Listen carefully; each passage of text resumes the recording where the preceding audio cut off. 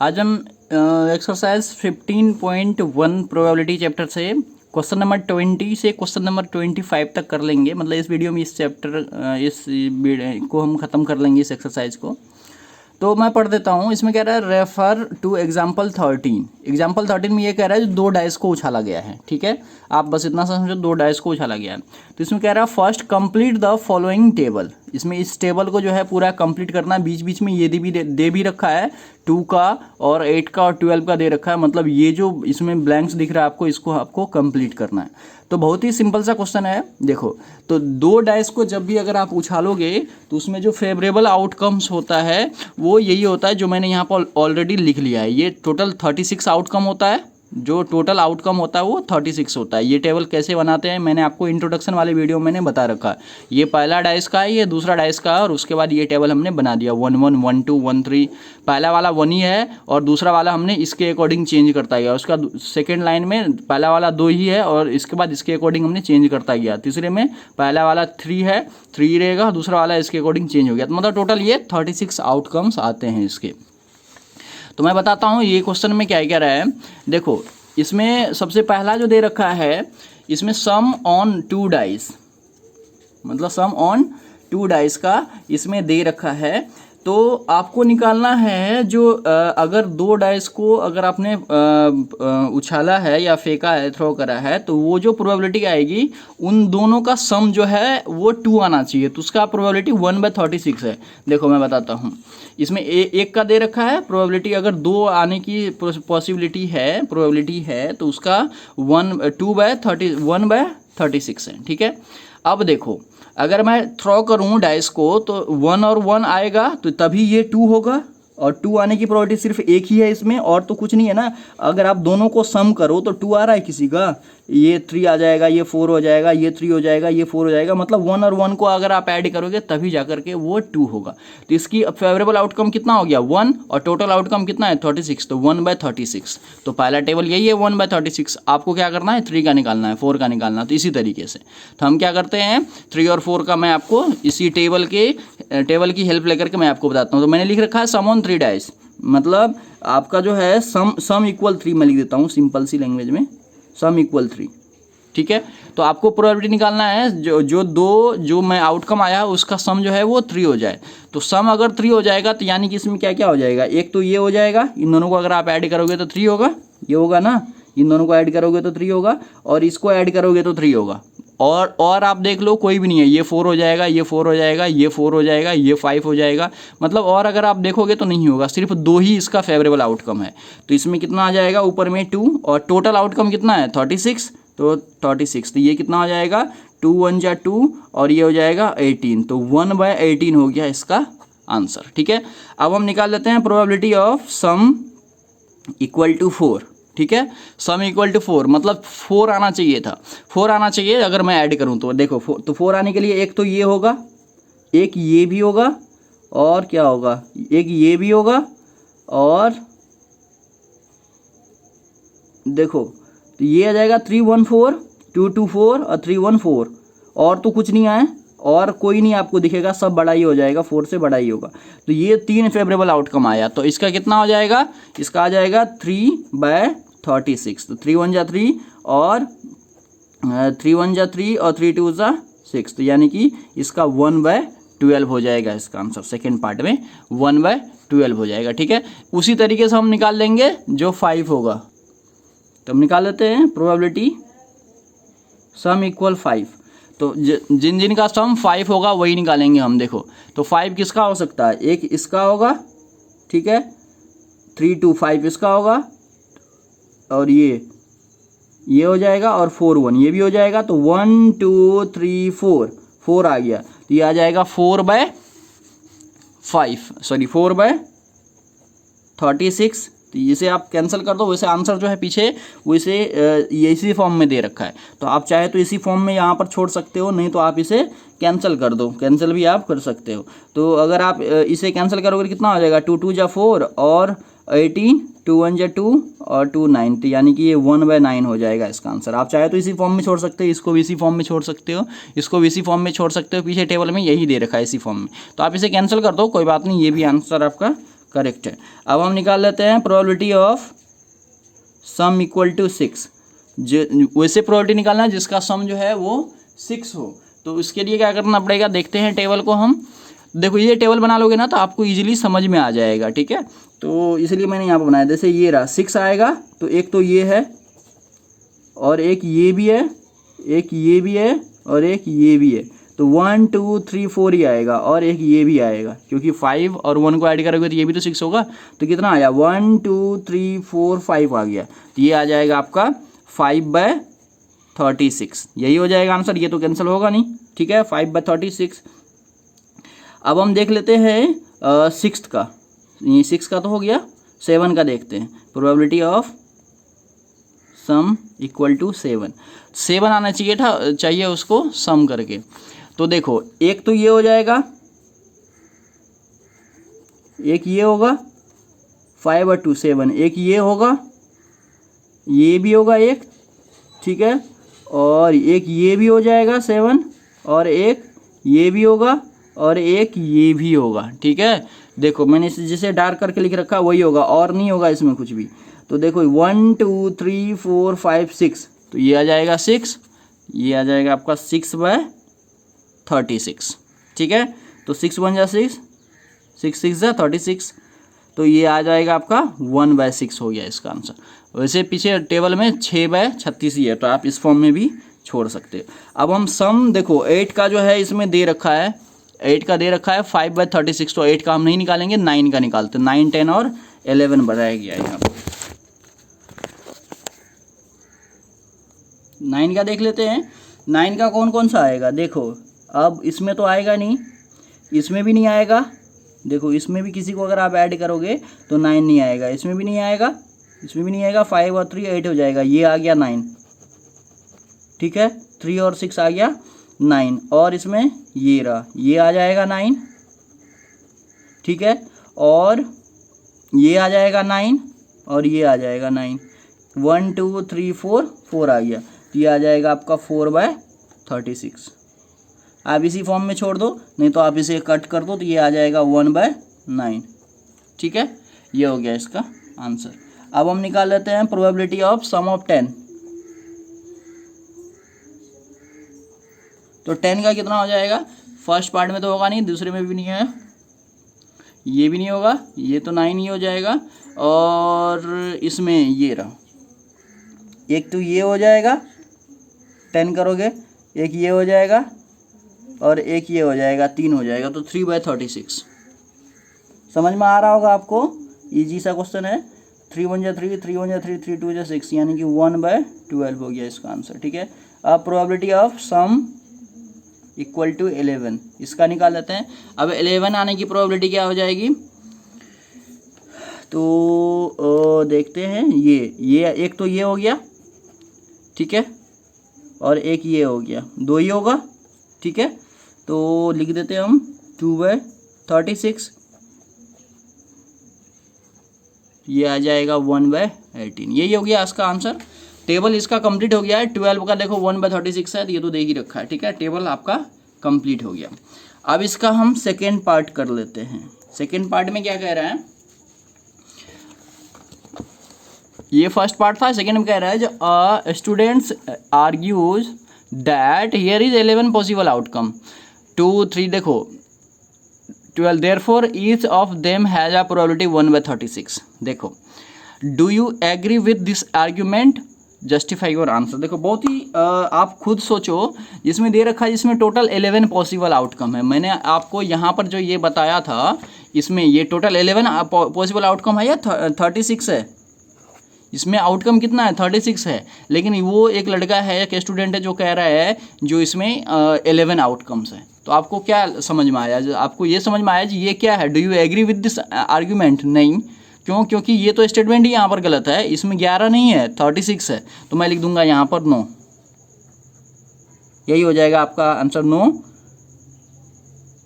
We don't agree, ठीक है, हो गया। क्योंकि हमें इसका पता है। और इसका जस्टिफिकेशन कह रहे हो तो जस्टिफिकेशन तो हमने यहाँ पर ऑलरेडी पूरा का पूरा ये सवाल बना रखा है ना। तो आप ये चीज़ें यहाँ पर लिख दोगे तो हो जाएगा, क्योंकि आपको पता है बिकॉज इट हैज़ 36 आउटकम। यहाँ पर लिख देता हूँ बिकॉज इट हैज़ 36 आउटकम्स, ये हो जाएगा इसका आंसर। तो ये था क्वेश्चन नंबर 22। अब क्वेश्चन नंबर 23 की तरफ हम बढ़ते हैं, देखते हैं क्वेश्चन नंबर जो 23 है वो क्या है। तो क्वेश्चन नंबर 23 को आप रीड कर लो पहले। तो इसमें क्या कह रहा है, a game consist of tossing a 1 rupees coin 3 times. देखो सबसे पहले इसका आउटकम मैं लिख देता हूँ। एक गेम है जिसमें एक टॉस को कॉइन मतलब टॉस कर रहा है एक कॉइन को 3 टाइम्स। तो टॉस अ कॉइन 3 टाइम्स, तो 3 टाइम्स अगर हम एक किसी टॉस को कॉइन को अगर टॉस करेंगे तो इसका प्रोबेबिलिटी क्या हो जाएगा, इसका प्रोबेबिलिटी होगा हेड हेड हेड, या फिर tail tail tail, head head tail. देखो ये चीज़ें आपको लिखना आना चाहिए। और उसके बाद हो जाएगा हेड टेल हेड, उसके बाद हो जाएगा टेल हेड हेड, उसके बाद फिर टी टी एच, फिर आ जाएगा आपका टी एच टी, और उसके बाद एच टी टी। देखो यही होगा आउटकम 1 2 3 4 5 6 7 8, टोटल 8 आउटकम्स होंगे। अभी तक हमने इतना पढ़ा बस लिख दिया। उसका क्या रहा है, and nothing outcome each time Hanif wins if the, देखो हनीफ है कोई जो wins if all the losses give the same result that is, मतलब देखो इसमें कह रहा है जो वो हनीफ है वो तभी जीतेगा जब सेम रिजल्ट आएगा, 3 हेड या 3 टेल्स। मतलब तीनों बार अगर सेम रिजल्ट आएगा तो तीनों बार चाहे तो हेड आएगा सेम रिजल्ट यही हुआ, चाहे तो ये तीनों बार टेल आ जाएगा, वो तभी हनीफ जीतेगा, नहीं तो वो हार जाएगा। तो इसमें क्या निकालना है, calculate the probability that the Hanif will loss the game. तो आपको ये निकालना है जो हनीफ जो है वो गेम को हार गया। मतलब एक कोई गेम है जिसमें वो टॉस कर रहा है और कह रहा है जो अगर तीनों टाइम अगर सेम आएगा इसकी प्रोबेबिलिटी, चाहे तीनों हेड आ जाए चाहे तीनों टेल आ जाए, तभी वो हनीफ जीतेगा, अदरवाइज वो हार जाएगा। तो इसमें क्या कह रहा है, जो इसमें आपको प्रोबेबिलिटी निकालना है हनीफ का, जो and losses the otherwise calculate the probability that Hanif will loss the game. इसमें हनीफ जो है गेम हारने की प्रोबेबिलिटी निकालनी है। तो हम क्या करेंगे, यहाँ पर निकाल लूंगा मैं probability of loss the game. तो लॉस होने की प्रोबेबिलिटी कितनी हो जाएगी, देखो ये दोनों जीतने की प्रोबेबिलिटी है ना, तो कितना रह गया 1 2 3 4 5 6 हो गया फेवरेबल आउटकम, और टोटल कितने हैं 8 है, यही है ना। तो इसे आप कैंसिल कर दो, 2 3 ज़ा 6 और 2 4 ज़ा 8, ये इसका 3/4 हो गया आंसर। यही था, सिंपल सा क्वेश्चन था। ठीक है, तो आई होप ये समझ में आया होगा, बहुत ही ईजी सा क्वेश्चन था। तो अब हम क्वेश्चन नंबर 24 देख लेते हैं। क्वेश्चन नंबर 24 में क्या कह रहा है, इसको मैं देखो इसमें क्या कह रहा है, 24 में कह रहा है जो और डाइस इज थ्रो ट्वाइस, एक डाइस को जो है वो 2 बार थ्रो किया गया है। ठीक है, तो what is the probability that 5 will not come up at the time. मतलब आपको इसमें ये बताना है, जो आपको उसकी प्रोबेबिलिटी बताना है जिसमें 5 जो है वो एक बार भी नहीं आए। ठीक है, देखो 2 डाइस की बात हो रही है, तो इसके लिए हम क्या करेंगे, यहाँ पर एक टेबल, मैं इसी टेबल का हेल्प ले लेता हूँ जो मैंने यहाँ पर ऑलरेडी बना रखा है। ठीक है, तो इसमें क्या कह रहा है, इसका जो फर्स्ट पार्ट का जो प्रोबेबिलिटी है, मतलब फर्स्ट पार्ट का जो इसका है, तो आपको निकालना है प्रोबेबिलिटी ऑफ नॉट 5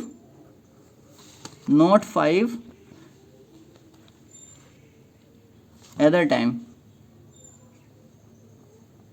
मैं डायरेक्ट कर रहा हूँ, आप टेबल बना करके करना तो आपको समझ में आ जाएगा। तो इसका फेवरेबल आउटकम क्या होगा, मतलब आपको इसमें इसकी प्रोबेबिलिटी बतानी है जिसमें एक बार भी 5 नहीं आए। ठीक है, तो इसमें हमें एक बार भी 5 नहीं आने की प्रोबेबिलिटी बताना। तो मैं क्या करता हूँ, इस पेंसिल से इसे मार्क कर देता हूँ, आप समझ लेना। देखो इसमें 5 नहीं है एक बार भी, इसमें भी नहीं है, इसमें भी नहीं है, इसमें भी नहीं है, इसमें है तो इसको छोड़ देता हूँ। इसमें नहीं है, इसमें भी नहीं है, इसमें है, इसमें नहीं है, इसमें नहीं है, इसमें भी नहीं है, इसमें भी नहीं है, इसमें भी नहीं है। जिसमें 5 नहीं है ना एक भी बार, मैं उसको बस मार्क कर देता हूँ, मतलब सर्कल कर देता हूँ। देखो इसमें तो है, इसमें भी है, इसमें है, इसमें नहीं है, नहीं है, इसमें तो सब में हो जाएगा, इसमें रह गया। उसके बाद ये और ये, मतलब वैसी प्रोबेबिलिटी निकालनी है जैसे 2 डाइस को हमने थ्रो कराया तो आपको उसकी प्रोबेबिलिटी निकालनी है जिसमें एक भी बार 5 नहीं आए। तो टोटल आउटकम तो इसमें 36 है, लेकिन टोटल फेवरेबल आउटकम कितना हो जाएगा, तो मैंने उस पर सर्कल कर दिया। तो इसको काउंट कर लेता हूँ मैं, 1 2 3 4 5 6 7 8 9 10 11 12 13 14 15 16 17 18 19 20 ये तो नहीं है, 20 21 22 23 24 25 26। तो टोटल फेवरेबल, अच्छा ये भी मैंने ऐड कर लिया, नहीं ये नहीं होगा, 26 नहीं 25 होगा, 25 हो गया। तो 25 हो गया तो 25 बाई कितना हो जाएगा, 36। तो मैं लिख देता हूँ यहाँ पर, इसकी जो प्रोबेबिलिटी हो जाएगी वो हो जाएगी 25/36, यही हो जाएगा इसका आंसर। तो इसमें इसका सेकेंड पार्ट भी है। सेकेंड पार्ट में क्या कह रहा है, probability of 5 will come up at least 1, ठीक है, मतलब 5 will come at least once, मतलब आपको कम से कम एक बार प्रोबेबिलिटी 5 आना चाहिए, उसकी प्रोबेबिलिटी निकालनी है। तो ये तो वही रह जाएगा ना, इसमें जो बाकी है उन सब में है 5 ही तो है। देखो जो बाकी है इसमें 5 है, इसमें 5 है, इसमें भी है, इसमें भी है, इसमें भी है, इन सब में भी है, इसमें भी है ना। तो 5, तो यही जो बाकी रह गया वही हो जाएगा। तो इसको मैं काउंट कर लेता हूँ। तो 1 2 3 4 5 6 7 8 9 10 और 11, टोटल फेवरेबल आउटकम 11 हो गया, ठीक है। ये कितना हो जाएगा, ये आ जाएगा आपका 11। अब बाय टोटल आउटकम कितने हैं, 36, ये आंसर, ठीक है। सिंपल सा क्वेश्चन था ये, लेकिन इसमें आप टेबल बना लोगे और फॉर्मूला लिख दोगे तो वो ज़्यादा बेस्ट होगा। तो मैंने तो इसमें डायरेक्ट कराया क्योंकि मैंने ऑलरेडी ऊपर फॉर्मूले लिख रखे हैं बहुत सारे, इसलिए। तो ये था क्वेश्चन नंबर 24, और हम क्वेश्चन नंबर 25 भी इसी वीडियो में डिस्कस कर लेते हैं, उसके बाद ये एक्सरसाइज हमारा ख़त्म हो जाएगा। तो क्वेश्चन नंबर 25 क्या है, देखो क्वेश्चन नंबर 25 ये रहा। इसमें क्या कह रहा है, जो which of the following arguments are correct, ये जो 2 क्वेश्चन दे रखे हैं इसमें से बताने कौन सा है जो है करेक्ट है, विच आर नॉट करेक्ट, और कौन सा नहीं करेक्ट है। अगर वो करेक्ट है तो रीजन दो, नॉट करेक्ट है तो वो भी रीजन दो। इसमें कह रहा है इफ़ 2 कॉइन्स आर टॉसेस सेम्युलेटसली, मतलब इसका होता है जो 2 कॉइन को एक ही बार फेंका गया है, सेम्युलेटसली मतलब देयर आर 3 पॉसिबल आउटकम्स। देखो इसमें तो पहला ये स्टेटमेंट गलत है। इसमें क्या कह रहा है, 25 का फर्स्ट पार्ट, इसमें क्या कह रहा है, जो 2 कॉइन्स को टॉस किया गया है, तो अगर 2 कॉइन्स, तो इसका प्रोबेबिलिटी कितना हो जाएगा, अगर 2 कॉइन को टॉस करेगा तो हेड या फिर टेल या टेल, हेड या टेल या फिर टेल या हेड। इसके कितने आउटकम्स आए हैं, 4 आए हैं, ठीक है। इसमें क्या कह रहा है, if 2 coins are tosses simultaneously there are 3 possible outcome. 3 possible outcome है या 4 है, तो स्टेटमेंट क्या हो गया, ये इनकरेक्ट हो गया। तो 2 लीड्स द टेल और 1 एच। आप देखो इसको पढ़ने की हमें ज़रूरत ही नहीं है क्योंकि यहीं पर हमें पता चल गया जी ये गलत है, तो मैं लिख दूंगा यहाँ पर इनकरेक्ट है। ये क्या है, नॉट करेक्ट है,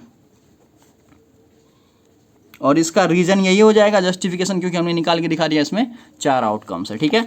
इसका जो सेकेंड पार्ट है वो डिस्कस कर लेते हैं। सेकेंड पार्ट में क्या कह रहा है, if a die thrown there are, मतलब एक डाई को फेंका गया है तो there are 2 possible outcomes, an odd number और इवन नंबर। देखो मैं बताता हूँ, एक डाइस को अगर फेंका जाएगा, थ्रो अ डाइस, तो इसके कितना हो जाएगा, देखो प्रोबेबिलिटी क्या हो जाएगा, 1 2 3 4 5 और 6 हो जाएगा, ठीक है। यही होगा इसका प्रोबेबिलिटी। अब इसमें कह रहा है जो इसमें 2 इसके पॉसिबल आउटकम्स होंगे, क्या, एक तो ऑड नंबर होगा और एक इवन नंबर होगा। Therefore the probability of getting an odd number is 1/2। देखो इसमें ये बताने हैं, तो इसमें देखो ऑड नंबर क्या क्या होता है, ऑड नंबर क्या होगा, 1 3 4 और 5, और इवन नंबर क्या होगा, इवन नंबर क्या हो जाएगा, 2 4, सॉरी 4 नहीं होगा ना ऑड में, 1 3 और 5 होगा, और इवन नंबर में क्या हो जाएगा, 1 4 और 6, ठीक है। ऑड नंबर इवन नंबर हो गया, तो इसमें देखो 1 2 3 4 5 6 यही आ रहा है, तो ये तो मतलब करेक्ट है, ऑड ही है या फिर इवन ही है। और इसका कह रहा है जिसका अगर ऑड नंबर का अगर मैं प्रोबेबिलिटी निकालूँ, क्या है ऑड नंबर, तो ऑड नंबर का अगर प्रोबेबिलिटी निकालूँ मैं, प्रोबेबिलिटी ऑफ ऑड, तो फेवरेबल आउटकम कितना है इसमें 3 है, तो 3, और बाय में टोटल आउटकम कितना है 6 है, तो 3 1 जा 3, 3 2 जा 6, यानी कि 1/2 हो गया इसका आंसर, मतलब 1/2 आएगा। इसमें भी दे रखा है 1/2 आएगा, मतलब क्या है ये जो है करेक्ट है, ये स्टेटमेंट जो है ये करेक्ट है, ठीक है। और क्यों करेक्ट है ये मैंने यहाँ पर सॉल्व करके बता दिया है आपको। तो यही था, सिंपल सा क्वेश्चन था। तो इसका पहला पार्ट जो है वो इनकरेक्ट है, दूसरा पार्ट जो है वो करेक्ट है, ठीक है। तो आई होप आपको ये सारा जो क्वेश्चन है, जो मैंने इस वीडियो में 4 क्वेश्चन बताया, वो सब आपको समझ में आया होगा। फिर भी अगर आपको कोई डाउट रह जाता है तो आप मेरे से कमेंट बॉक्स में कमेंट करके पूछ सकते हैं, मैं उसका आंसर ज़रूर बताऊँगा।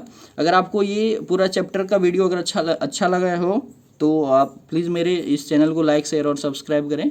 फिर मिलते हैं नेक्स्ट वीडियो में नेक्स्ट क्वेश्चन के साथ।